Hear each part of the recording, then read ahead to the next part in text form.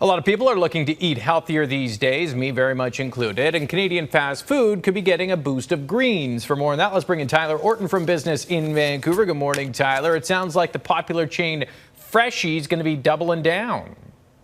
Yeah, they have about 270 outlets across Canada right now, and CEO Matthew Corn tells the Canadian press they're looking to double that in the next few years, and he's not alone.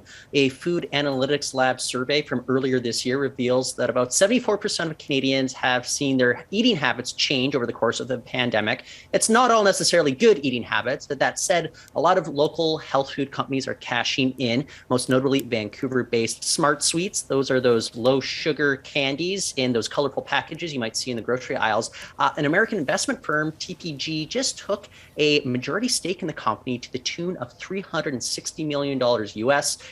Founder Tara Bosch says that the company is now focused on rapid expansion across the continent. So big news for health food companies here in British Columbia. Yeah, that is big news. Okay, we saw in those pictures that Freshii was next to a Rogers, and that's fitting because we're going from garnishes to gaming, and video games have become so popular during the pandemic. The West Coast seems to be doing well, but we are lagging behind in a very important category. Tell us about this. Yeah.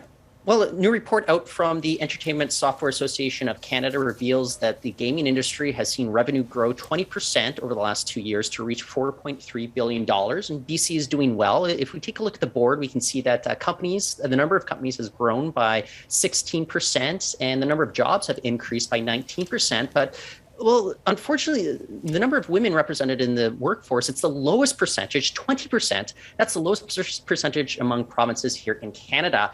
And the best bet for diversity is actually happening in the smaller companies. That's where you're going to find a lot more women represented. The problem is the big companies account for way more employees. One good piece of news here, though, is that these larger companies are more likely to have EDI programs for diversity. About 80% of them have implemented them now. So there might be some hope down the road, but BC still lagging far behind. Yeah, I certainly know more female gamers than men, so it's time that we step it up. Tyler Orton, Business in Vancouver. Thank you, sir.